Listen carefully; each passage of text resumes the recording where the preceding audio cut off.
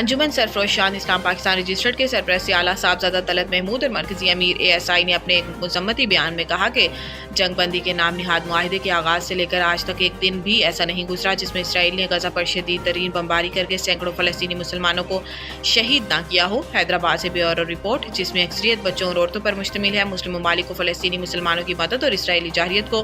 روکنے کے لیے عملی اقدامات کرنے ہوں گے۔ اسرائیل نے فلسطینی مسلمانوں کی نسل کشی کرنے کی انتہا کر دی۔ انہوں نے کہا کہ اس وقت فلسطین پر قیامت برپا ہے، معصوم بچے بھوک اور پیاس سے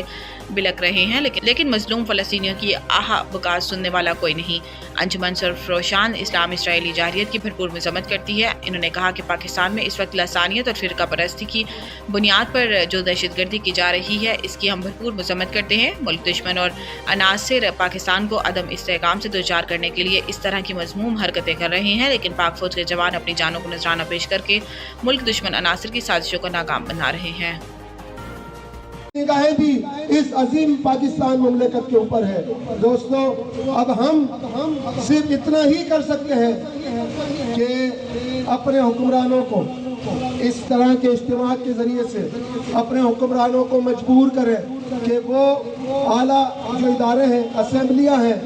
UNO ہے، بڑے بڑے جو دنیا کے ادارے ہیں، جہاں بات کی جاتی ہے، بات سنی جاتی ہے، وہاں پر اس آواز کو بلند کریں کہ آخر ان مسلمانوں کا قصور کیا ہے، بیت المقدس کے نہض مسلمانوں کا کیا قصور۔ السلام علیکم۔ آج کی ہمارے ریلی کا مقصد فلسطینی مسلمانوں کے ساتھ اظہار یکجہتی ہے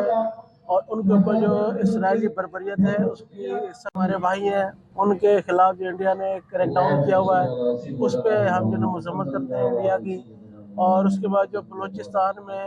اور کرم میں جو فرقہ وارانہ اور لسانی فسادات ہو رہے ہیں اس کے ہم پرطور مذمت کرتے ہیں، اور اس سے بھی زیادہ یہ کہ جو انڈیا نے پاکستانی دریاؤں کے اوپر ڈیم بنا دیا ہے جس کی وجہ سے پاکستان میں پانی کی قلت آ گئی ہے۔ ہم ورلڈ بینک سے اور اقوام متحدہ سے مطالبہ کرتے ہیں کہ فلسطین، کشمیر اور جو انڈیا نے ہمارے ساتھ آبی جارحیت کی ہے